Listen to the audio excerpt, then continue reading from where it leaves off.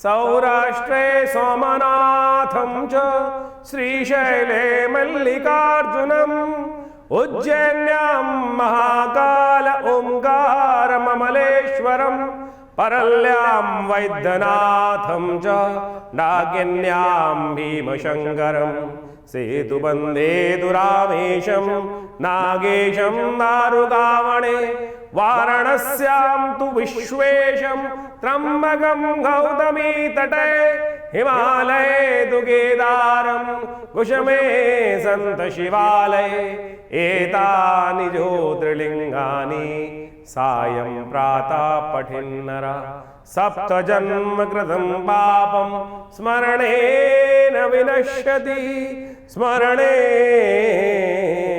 विनश्यति। 4 तारीख मंगलवार का अवसर, षष्ठी तिथि विद्यमान है। ग्रह नक्षत्रों का योग परिवर्तन की तरफ ज़्यादा दिखाई दे रहा है, लेकिन दिन आपके लिए काफ़ी अनुकूल रहता दिखाई दे रहा है। चीज़ें आपके लिए बहुत पॉजिटिव रहती दिखाई। सर्वार्थ सिद्धि योग का निर्माण हो रहा है। केवल अपने बाहुबल पर जगा कर कार्य करने का प्रयास करो। स्थितियाँ आपकी राशि के दृष्टिकोण से बहुत महत्वपूर्ण बनती दिखाई दे रही है। थोड़ी सही रास्ता अपनाने की ज़रूरत है। इस वक्त नीति कुनीति पर बहुत ज़्यादा विचार करने की ज़रूरत नहीं है। यदि सही चीज़ों को सही समय पर पकड़ने का समय है, समय अनुकूलता की तरफ जाता दिखाई दे रहा है, तो समय पहचानने का आपको प्रयास करना चाहिए। बहुत ज़्यादा धर्म अधर्म के बीच में आपका मनोमस्तिष्क डलता दिखाई दे रहा है। अरे नहीं, संसार में संसार के अनुसार से जैसा देश वैसा भेष, इसको अपनाकर कार्य करने का प्रयास करेंगे तो अनुकूल रहेगा। सर्वार्थ सिद्धि योग है। नए कार्यों को पकड़ें, नई चीज़ों की तरफ चलने का प्रयास करें, हनुमान जी का सुंदर स्तवन करें, कल्याण होगा। सावन के इस मंगलवार पर विशेष तौर पर विवेकानंद योगाश्रम में हमने सुंदरकांड का कार्यक्रम रखा है और साथ में रुद्राभिषेक का कार्यक्रम रखा है। देखिए, भगवान शंकर के अंश ही हैं हनुमान जी महाराज, और मंगलवार के दिन यदि आप सुंदर रूप से इस सावन के महीने में रुद्राभिषेक के साथ साथ अगर सुंदरकांड का पाठ भी करने, हनुमान जी को चोला भी चढ़ा रहे, हनुमान जी का भी स्तवन करने, तो जैसा तुलसी बाबा ने लिखा है, जय जय जय हनुमान गुसाई कृपा करहु गुरुदेव की नाई। उनसे बड़ा गुरुदेव कौन हो सकता है इस संसार में? कलिकाल में तो कोई उनसे बड़ा नहीं है। तुलसी बाबा को भी उन्होंने कृपा करके उन पर कृपा करी, भक्त पर कृपा करी, और भगवान के दर्शन साक्षात राम जी के करा दिए। पकड़ना है भगवान को, ऐसा सुंदर और कौन हो सकता है? हनुमान जी कृपा तो इस समय चाहिए ही चाहिए, क्योंकि तुलसी बाबा ने आगे और लिखा, और देवता चित्त न धरहि हनुमत से ही सर्व सुख करे। तो सरल भाव से इस दिन भगवान का सुंदर अभिषेक रहेगा। हमने विवेकानंद योगाश्रम में एक विशेष कार्यक्रम रखा है। पूरे सावन रुद्राभिषेक तो है ही, लेकिन मंगलवार के साथ साथ इस समय सुंदरकांड का पाठ, सवा मणि का भोग, हनुमान जी को चोला, और साथ साथ रुद्र अष्टाध्यायी के द्वारा ये कार्यक्रम रहेगा। 5 बजे से ये सुंदर कार्यक्रम हवन यज्ञ के साथ आरंभ होगा, रुद्राभिषेक होगा। तो आप भी इसमें सम्मिलित हो सकते हैं। सुंदर रूप से भगवान का हमारे फेसबुक से इस कार्यक्रम को लाइव भी हम दिखाते हैं बहुत बार, आप उसके साथ भी जुड़ सकते हैं और सुंदर रूप से भगवान की सुंदर आराधना करने का अवसर है। इस सावन को जाने मत दीजिए। देखिए, इस आपकी राशि के दृष्टिकोण से बहुत सारे समय परिवर्तन की तरफ जा रहे हैं, और आपकी तो 7.5 का प्रारंभ जो ग्रहों का योगा योग बनता दिखाई दे रहा है, वो कहीं ना कहीं आपकी राशि के दृष्टिकोण से कहीं बहुत सारे ग्रहों का दुष्प्रभाव कहीं ना कहीं चलता रहता है। उन सबको ठीक करने के लिए, चाहे शनि हो, चाहे शुक्र हो, चाहे मंगल हो, इन सब ग्रहों को ठीक करने के लिए भगवान का सुंदर स्तवन करने का प्रयास करें। तो इस सुंदर योग में हनुमान जी के साथ साथ भगवान शंकर का अभिषेक भी है, तो आप उसमें सम्मिलित हो सकते हैं। भगवान की कृपा से आपके कष्ट दूर होने के अद्भुत योग बनेंगे। वृश्चिक राशि वालों के लिए यदि हम बात करें, 5 तारीख का दिन ग्रह गणनाओं के अनुसार से बहुत महत्वपूर्ण रहेगा। आपकी राशि के अनुसार से बुध महाराज इस वक्त बुध आदित्य योग का निर्माण करने जा रहे हैं। बुधवार का अवसर है, सप्तमी तिथि विद्यमान है, लेकिन आपकी राशि के दृष्टिकोण से ग्रहों का योगायोग 2 धारी में फंसता दिखाई दे रहा है। एक तो आपके विचार मंगल के साथ फंस गए। मंगल के साथ कहीं ना कहीं आपकी राशि के दृष्टिकोण से इस वक्त ग्रहों का योगायोग ऐसा फंसा हुआ है कि हर चीज़ में सत्य असत्य की बातें आप ढूंढते दिखाई दे रहे हैं। आने वाले 2-3 दिन खास तौर पे ध्यान रखना, ओवर स्ट्रेस के कारण से, बहुत ज़्यादा अत्यधिक विचार करने के कारण से कहीं ना कहीं थोड़ा सा स्वास्थ्य के लिए दिन अनुकूल नहीं दिखाई देता है। चाहे वो नज़ला हो, चाहे वो जुकाम हो, कहीं ना कहीं आपको महामृत्युंजय मंत्र का जप अवश्य करते रहने का प्रयास करना चाहिए। बुध इस दिन परिवर्तन करने जा रहे हैं। बुध का ये परिवर्तन आपकी राशि के दृष्टिकोण से बृहस्पति के साथ, सूर्य के साथ जो होने जा रहा है, वो बहुत अनुकूलता का योग बनाता दिखाई दे रहा है। ये कहीं ना कहीं आपकी राशि के दृष्टिकोण से लाभ, कहीं ना कहीं अच्छे वातावरण को बनाने का योग बना रहा है, और आने वाले करीब आप मान के चलो अगस्त का पूरा महीना ये आपके लिए अनुकूलता का वातावरण बनाता दिखाई दे रहा है। इस समय आपकी राशि में भविष्य को एनालाइज कर चीज़ों को ठीक से समझकर ठीक से यदि आप कार्य कर पाएँ, तो भाग्य आपके लिए कई से अच्छे रास्ते बनाने को तैयार बैठा है। इस वक्त आपको अपने बाहुबल का उपयोग करते हुए, चाणक्य नीति का इस्तेमाल करते हुए सही चीज़ों में सही बहुत ज़बरदस्त कार्य करने की ज़रूरत है। बैठने की आवश्यकता नहीं है। शनि इस वक्त आपकी राशि में अनुकूल नहीं चल रहे हैं, जो आपको कहीं ना कहीं थोड़ा परेशान करते दिखाई देंगे, तो उनको ठीक करने का प्रयास कर लीजिए, तो आपके लिए बहुत अनुकूलता का वातावरण रहेगा। आप कोशिश करें नित्य प्रति गौ सेवा करने का प्रयास करें, तो आपके लिए बहुत शुभ रहेगा। आपकी राशि के दृष्टिकोण से किसी धर्मस्थल पर जाकर नमक का दान करना भी आपकी राशि के थोड़े से जो नेगेटिव प्रभाव है उसको ठीक करने का योग बना सकता है। तो ये समय आपके लिए बड़ी अनुकूलता के लिए आया है, बहुत दिनों बाद आया है, इसका लाभ आपको लेने का प्रयास करना चाहिए। 6 तारीख का दिन बृहस्पतिवार का अवसर है, अष्टमी तिथि विद्यमान है, कालाष्टमी का योग चल रहा है। कहीं ना कहीं इमोशनल पॉइंट पर मानसिक तौर पर ये थोड़ा अवसाद से ग्रस्त दिन दिखाई देता है। सब कुछ ठीक होते हुए भी आपका विजन, मन जो है वो कहीं ना कहीं डगमगाता दिखाई दे रहा है। मन को साधने के लिए आवश्यकता है किसी सहारे की, तो सहारा इस संसार में केवल एक ही हो सकता है, परमात्मा का सहारा। कालाष्टमी का योग है, भगवान शिव का सहारा लेते हुए कार्य करने का प्रयास करें। शिव सब कुछ को त्याग देते हैं और अंतर ध्यान में चले जाते हैं, तो यही ध्यान भाव मन में रखने का प्रयास करें कि आप स्वयं ही अपने साथी हैं और बाहर का कोई भी व्यक्ति एक लिमिट तक, एक सीमा तक आपका सहारा देने का प्रयास करता है, लेकिन अत्यधिक चिंता जो है वो कहीं ना कहीं मानसिक तौर पर परेशानी का योग बना सकती है। सब कुछ ठीक होने वाला है आपकी राशि के दृष्टिकोण से। बहुत महत्वपूर्ण समय चल रहा है, आपको अपने बाहुबल को दिखाने की आवश्यकता है। यदि अपने आप को कमज़ोर समझने का प्रयास करोगे, केवल सोच आपकी ऐसी हो रही है कि आप अपने आप को कमज़ोर मान कर बैठ गए हैं। अरे बृहस्पतिवार का अवसर है, गुरु का सानिध्य लेकर, गुरु का आशीर्वाद देकर कार्य करने का प्रयास कीजिए। भगवान शंकर से बड़ा गुरु कौन हो सकता है? हनुमान चालीसा में कहा गया है ना, जय जय जय हनुमान गोसाई कृपा करहु गुरुदेव की नाही। तो शिव और हनुमान जी में फ़र्क क्या है? तो उनको गुरु मानो, आगे चलने का प्रयास करो, कहीं ना कहीं आशीर्वाद मिलता दिखाई देगा। 7 तारीख शुक्रवार का अवसर, 9वीं तिथि विद्यमान है, चंद्रमा उच्च के होकर आपकी राशि में विराजमान हो गए हैं और ये आपके लिए कहीं ना कहीं एक दिन रात का परिवर्तन करने के लिए ग्रहों में उम्मीद लेकर उत्पन्न करते दिखाई दे रहे हैं। और ये समय है आपके लिए बिल्कुल सही चीज़ों को करने का, उत्साह के साथ आगे बढ़ने का। चंद्रमा उच्च के होकर पूरी तरह से अपने प्रकाश को शीतलता के साथ आपके विचार पर, आपकी राशि पर डालते दिखाई दे, शामक प्रभाव उत्पन्न करते दिखाई दे रहे हैं। इस समय उम्मीदें अच्छी हैं, पॉजिटिव हैं। कोशिश ये करें लक्ष्मी प्राप्त करने के लिए इत्र को इस्तेमाल करते हुए इत्र किसी देवस्थल में जाकर सुगंधित द्रव्य से युक्त तेल को के दिए को भगवान को अर्पित करने का प्रयास करें, कल्याण होगा। 8 तारीख शनिवार का अवसर, दशमी तिथि विद्यमान है, पुष्य नक्षत्र में बुध प्रवेश कर रहे हैं और पुष्य नक्षत्र में बृहस्पति चल रहे हैं और शनि महाराज कहीं ना कहीं आपकी राशि में बुद्धि में बैठकर ही बृहस्पति की राशि में ही चल रहे हैं। तो ऐसे में इस शनि का प्रकोप जो है कुछ दिन आखिरी फड़फड़ाता दिखाई दे रहा है और यदि इसके जंजाल से आप बाहर निकल पाए तो सत्य मानना आपके लिए बहुत अनुकूल वातावरण बन सकता है।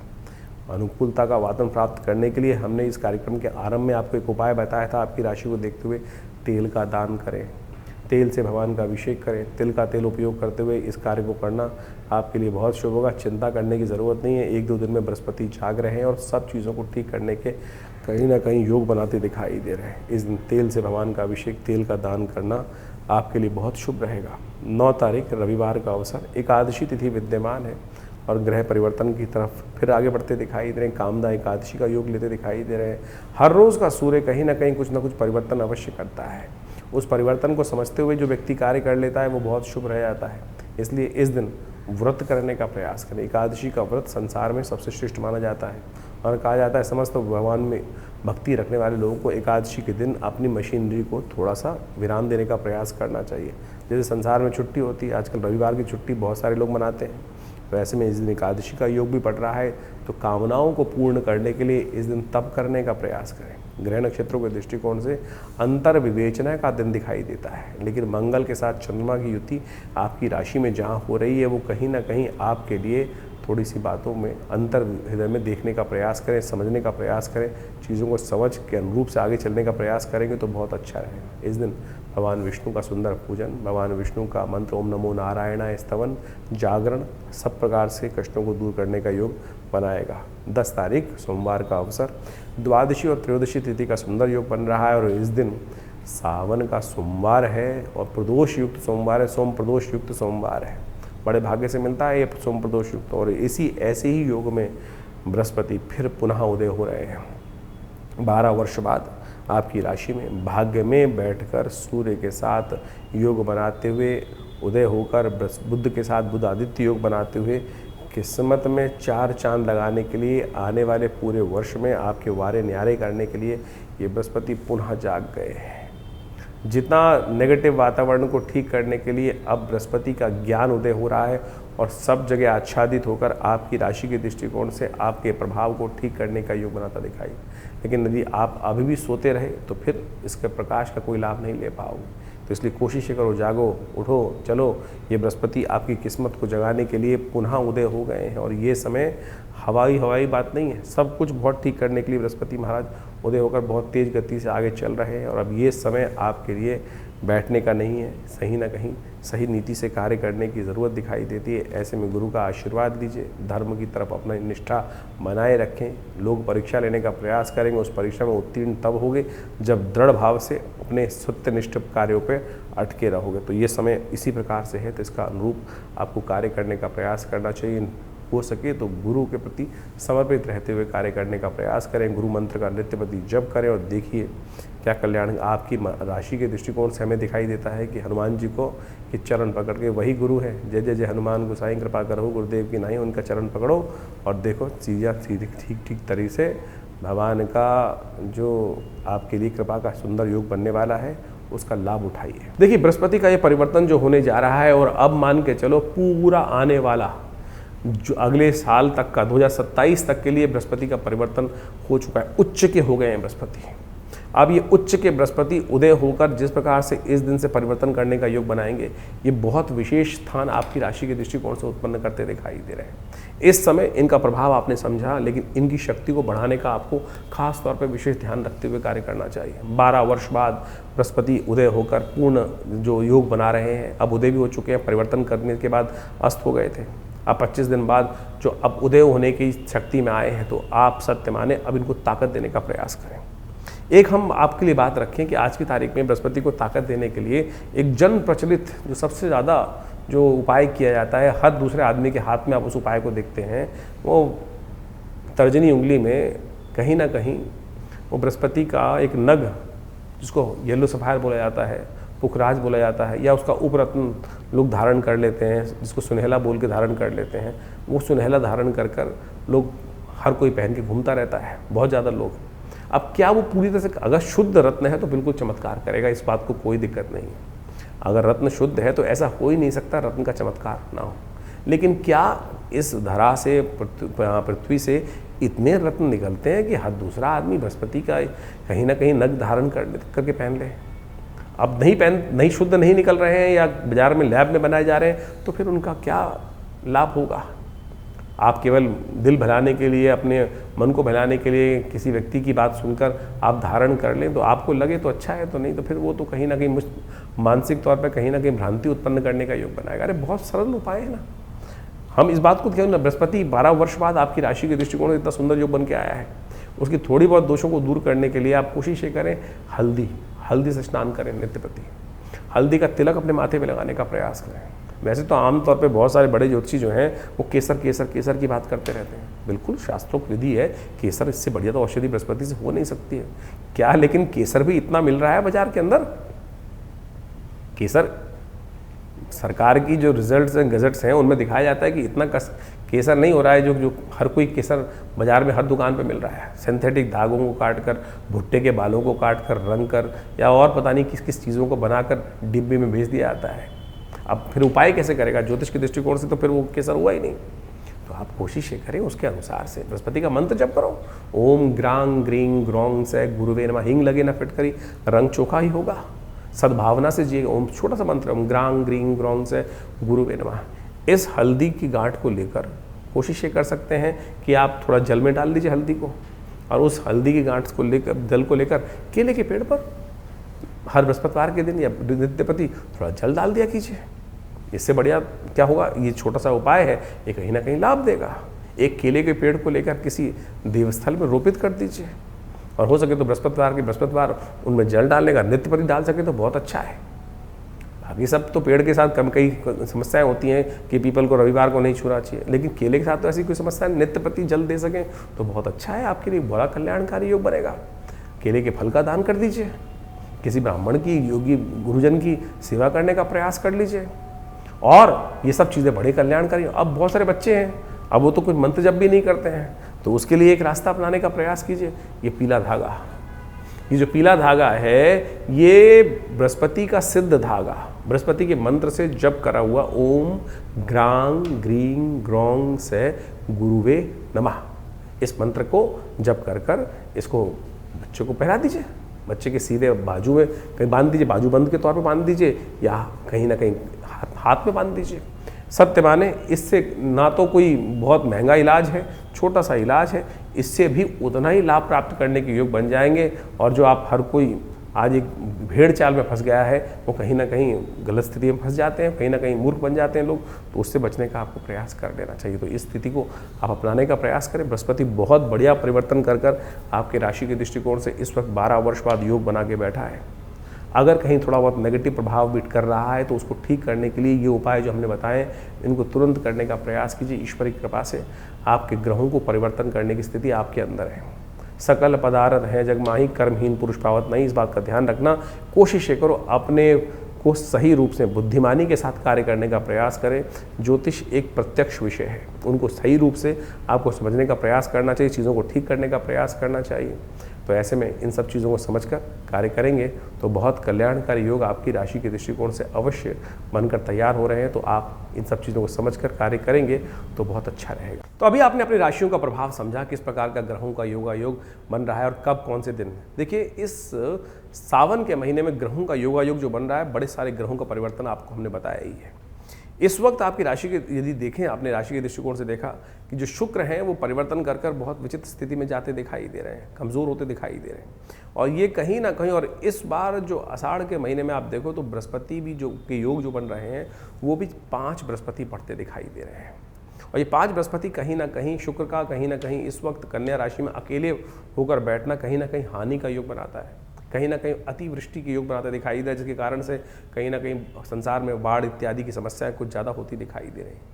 इस वक्त भयावह युद्ध की स्थिति जो बन रही है वो भी आपको सामने दिखाई देता है। कहा जाता है कि जिस महीने में 5 बृहस्पति एक साथ पड़ जाएं वो कहीं ना कहीं अराजकता की स्थिति उत्पन्न करते दिखाई दे रहे हैं। साथ में शनि महाराज इस वक्त लगातार करीब 4.5 महीने के लिए वक्र अवस्था में चल ही रहे। तो ऐसे में ही शनि का वक्री होना और जो बृहस्पति का साथ इस प्रकार का योग बनना, ये कहीं ना कहीं अशांति का वातावरण विश्व में और बढ़ाता दिखाई दे रहा है।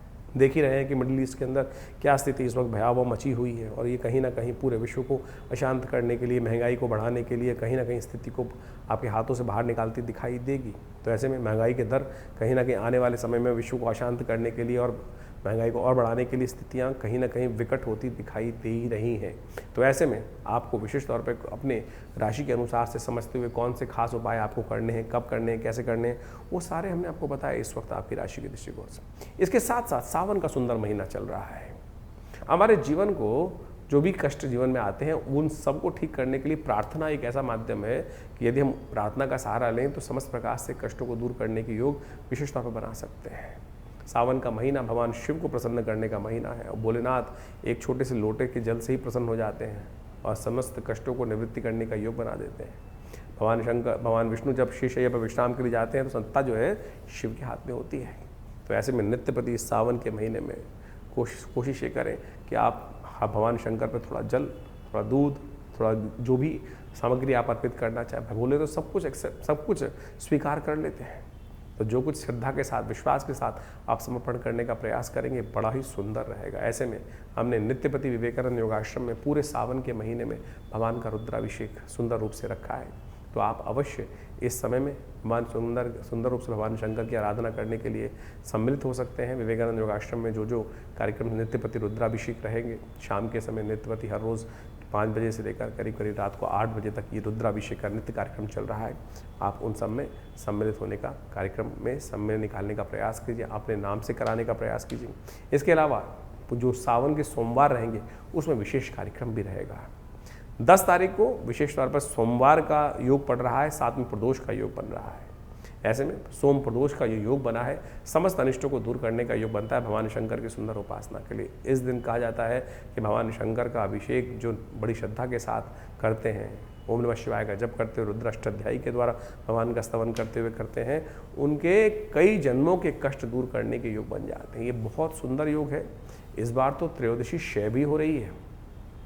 त्रयोदशी क्षय हो रही है, संधि काल बन गया है और क्षय तिथि में कोई मुहूर्त तो होता नहीं है। भगवान शंकर का सुंदर स्तवन अवश्य इस दिन करने का प्रयास कीजिए। बड़ा सुंदर रुद्राभिषेक का कार्यक्रम आश्रम पे रहेगा ही, आप भी उसमें सम्मिलित हुई जमुनापार विवेकानंद योगाश्रम में, तो आपकी भगवान की कृपा से आपकी मनोकामना सिद्धि करने का सुंदर योग अवश्य बनेगा। ये रुद्राभिषेक जो है वो वैसे तो सुंदर रुद्र अष्टाध्यायी के द्वारा होना चाहिए। लोग जाकर केवल जल चढ़ा देते हैं और आज की तारीख में कावड़ लोग लेकर भागे आते हैं और वहाँ जाके केवल 2 मिनट जल चढ़ाने का समय मिलता है। कोशिश ये करें पूर्ण रूप से विधि का पालन करते हुए शुद्ध अवस्था में जाकर भगवान शंकर का स्तवन आप करने का प्रयास कीजिए। सुंदर रूप से मनोकामना सिद्धि का योग बन जाता है। इस संसार में अनेक कथाएं शास्त्र में विद्यमान हैं जो आपकी मनोकामनाओं को पूर्ण करने के योग बनाती है। जीवन में समस्त कष्टों को केवल एक लोटे के जल से ही भगवान शंकर पे डाल दिया जाए तो कष्ट दूर हो जाते हैं। उपनिषद में एक कथा आती है, उपनिषद की कथा है और सत्य रूप से कथा है, मेरे और आपके मति भ्रम को ठीक करने के लिए बताई गई है। एक व्यक्ति था, बड़ा व्यभिचारी था। संसार में हमेशा उसने जो जो गलत काम हो सकते हैं सब किए, जो जो कार्य हो सकते हैं गलत सब करे जीवन में। देव योग से एक दिन बड़ा अजीब सा योग बना। किसी गलत कार्य से उसने पैसे अर्जित किए, नशा भी किया और किसी नाचने वाली का दर्शन करने के लिए इच्छा से वो जा रहा था। कुछ पान का बीड़ा, कुछ मीठा, कुछ गजरा इत्यादि उसने हाथ में ले रखे थे और कुछ नशे में भी था। उपनिषद की कथा है और शास्त्र में मेरे और आपके मति भ्रम को देखने के लिए उपनिषद में ये कथा संतों ने वर्णन करी है। कहा जाता है कि रास्ते में नशे में चलते चलते संध्या वेला हो चुकी थी, रात्रि का समय आप बहुत पास आ गया था, कहीं ठोकर लगी और गिर पड़ा। पता नहीं कितनी देर तक गिर रहा। कहा जाता है भोर हुई, भोर होने के टाइम पर वो मंदिर के कहीं पास ही था। अभी सुबह का समय ही चल रहा था। कहीं ना कहीं देव योग से पता नहीं कौन सा संस्कार जागा, होश आया। सामने उठते ही सामने भगवान शंकर का शिवलिंग दिखाई दिया। नशे में था उस वक्त, उठा, गिरता पड़ता, कहीं ना कहीं भाव जागा। उसने देखा वहाँ जाना था, अरे मुझे तो कहीं जाना था। उसने देखा मिट्टी लग गई फूलों पे, मीठा पान सब थोड़ा धूल में सन गया है। शंकर भगवान का सामने शिवलिंग देखते ही कहीं ना कहीं देव प्रेरणा से करे, अच्छा चलो आज इन्हीं को चढ़ा देते हैं। ना मंत्र आता था, ना कुछ विधि मालूम थी। लड़कते पटकते कहीं ना कहीं वो मंदिर की सीढ़ियों पर पहुंचा और जाकर उस पान के बीड़े को वहीं भगवान पर अर्पित कर दिया। साथ में जो गजरा था वो भगवान को चढ़ा दिया। जो मंत्र उल्टा सीधा आता था वही भगवान को मंत्र जपते हुए कर दिया। चोट लग चुकी थी, खून बह चुका था बहुत ज़्यादा, वहीं शिवलिंग के ऊपर ही गिर पड़ा, मर गया। अंतकाल के बाद जो आत्मा की गति होती है वो पद्धति मनाई गई, यमराज के समक्ष उपस्थित किया गया। कथा कहती है कि यमराज के समक्ष उपस्थित किया गया उसको, तो यमराज ने कहा चित्रगुप्त बताओ इनके जीवन में क्या कुछ लिखा हुआ है। तो कहा, चित्रगुप्त ने कहा कि महाराज चिरकाल तक नरकादि लोकों में भोगना है इसको, ऐसा लिखा हुआ है। लेकिन एक बहुत खास बात है, 2.5 घड़ी का इंद्रासन इसको प्राप्त है। इस जीवात्मा को 2.5 घड़ी का इंद्रासन प्राप्त हुआ है। उस जीवात्मा की आंख खुल गई। जिस स्थिति में था उसने तो कोई शुभ कार्य कभी किया ही नहीं था। यमराज ने पूछा महाराज कहाँ जाओगे? तो पहले उसने कहा प्रभु मेरी आपसे एक अनुरोध है कि मुझे ये बताया जाए कि मैंने ऐसा कौन सा कार्य किया जिसके कारण से मुझे इंद्रासन मिला है 2.5 घड़ी का। अब जीव है, वहाँ ऐसा तो नहीं, सुनवाई नहीं होती। जो जो आपके मन के संशय हैं यहाँ नहीं ठीक होंगे तो वहाँ तो अवश्य सुनने का रास्ता, जानने का रास्ता हमेशा खुलता है।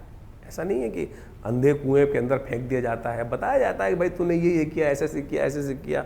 यदि आप गरुड़ पुराण पढ़ो तो वह सब कुछ वर्णन साफ साफ दिखाया गया है कि हर आत्मा को, हर जीवात्मा को उसके कर्म सब दिखा दिए जाते हैं, पिक्चर की तरह रिकॉर्ड हो जाता है। सब चीज़ें रिकॉर्ड करके दिखा दी जाती हैं कि भाई तूने ये किया था, छुपा के किया था। उस परमात्मा की विधि के आगे कुछ नहीं छुपता। तो बताया गया भाई, चित्रगुप्त ने कहा कि महाराज इन्होंने जीवन पर्यंत कोई भी शुभ कार्य नहीं किया, हमेशा कहीं ना कहीं कत्ल किया, ये गलत किया, चोरी डकैती, जो व्यभिचार हो सकते हैं सब, झूठ बोलना, सब काम किए हैं। लेकिन अंत में मरने से पहले भगवान शंकर को इन्होंने उस तुरीय अवस्था में जाकर एकाग्र चित्त भाव से भगवान के जो समर्पण किया है, उसके कारण से पुण्य योग से इनको 2.5 घड़ी का इंद्रासन प्राप्त हुआ है। तो इंद्र ने कहा भाई, यमराज ने कहा ठीक है महाराज, पता चल गया। धर्मराज ने कहा अब बताओ कहाँ जाओगे, पहले इंद्रासन प्राप्त करोगे 2.5 घड़ी का या नरकादि लोक जाना है? तो महाराज पहले इंद्रासन। धर्मराज ने कहा ठीक है तथास्तु, जाओ महाराज, आपका पुण्य है, आपको 2.5 घड़ी का इंद्रासन, उसके बाद आप नरकादि लोक जाइएगा जहाँ जाना है। वहाँ कोई पार्शियलिटी नहीं चलती, किसी का कोई भेद नहीं चलता, जो किया है जैसा किया है अवश्यमेव भोक्तव्यम कृतम कर्म शुभाशुभम।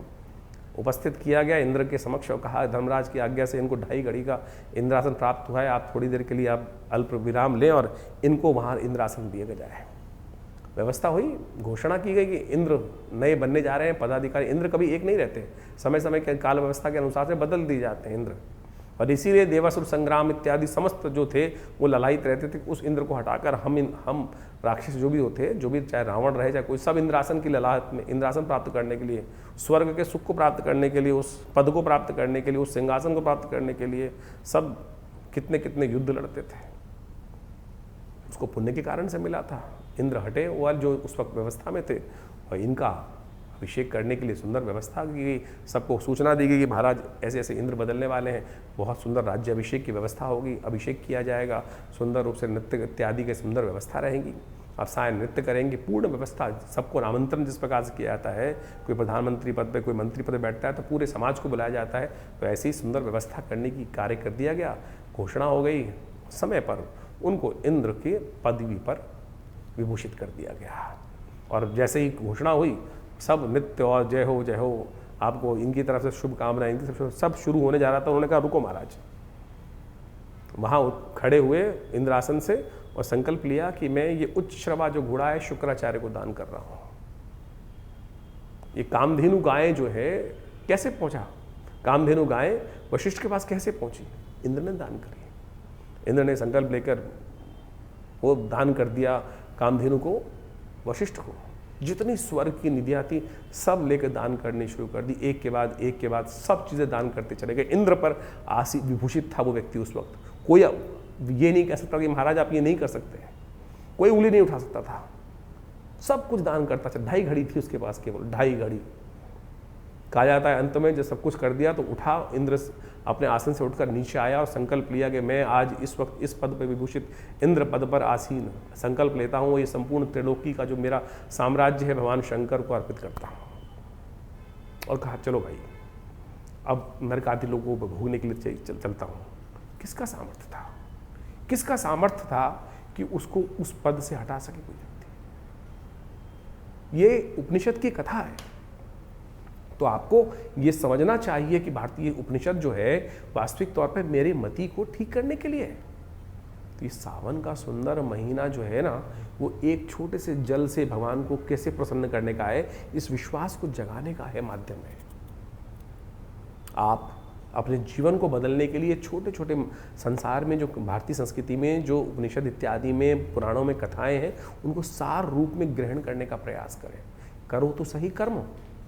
कैसे, किसका बाहुबल है, किसका सामर्थ्य है कि आपके जीवन में वो शुभ का आगमन को, कर्म प्रधान विश्व रचना का कर्म तो करने का प्रयास तो कीजिए। आज हम हर चीज में कहीं ना कहीं मन में नेगेटिव भाव लेके बैठ जाते हैं, अरे कुछ नहीं होगा। सब कुछ होगा, सब कुछ होगा। अगर किसी व्यक्ति ने अबोध अवस्था में वो कर्म कर दिया, उसका पुण्य कर दिया। जो लोग विश्वास को जगाकर अपनी श्रद्धा के साथ, विश्वास के साथ कर्म करते होंगे, तो उनके भोग क्यों नहीं बनते होंगे, क्यों नहीं उनके जीवन में पुण्य का उदय बनता होगा? करिए तो सही। इतने लाखों अरबों लोग हैं, कितने लोग ललाहित होकर श्रद्धा के साथ अपने कर्म को करते हैं। लॉटरी खुलती है। तो इस बात को विश्वास करके करने का प्रयास कीजिए। देखिए ये बड़ा सुंदर समय है, परमात्मा की आराधना करने का प्रयास कीजिए। ये श्रद्धा के साथ इस सावन को खाली मत जाने दीजिए। तो करेंगे तो अवश्य लाभ प्राप्ति के योग बनेंगे, जीवन के कष्टों को दूर करने के योग बनेंगे। ये सावन का महीना बड़ी श्रद्धा के साथ आया है। कोशिश ये करें इस सावन के महीने में जब भी कोई सुंदर कार्य हमारे जो चल रहे हैं उनको करिए, भगवान का अभिषेक कीजिए, जल अर्पित करने का प्रयास कीजिए, दान कीजिए, पुण्य कीजिए, जो कुछ कर सकते हैं वो सब करने का प्रयास करेंगे तो ये कर्म जो है आपका, ये पुण्य कर्म कहीं निष्फल नहीं जाता। देले सवेले कहीं ना कहीं आपके पुण्यों के उदय कर कर रक्षा करने के लिए कर्म ही उस विपदा की स्थिति में सामने आके खड़ा हो जाता है और वो कहीं ना कहीं आपके कल्याण का मार्ग प्रशस्त कर देगा। तो इसको विश्वास जगाइए, इस कथा को केवल ऐसे ही नहीं लीजिएगा, श्रद्धा अनुसार से विश्वास करके समझकर कार्य करने का प्रयास कीजिए, कल्याण होगा।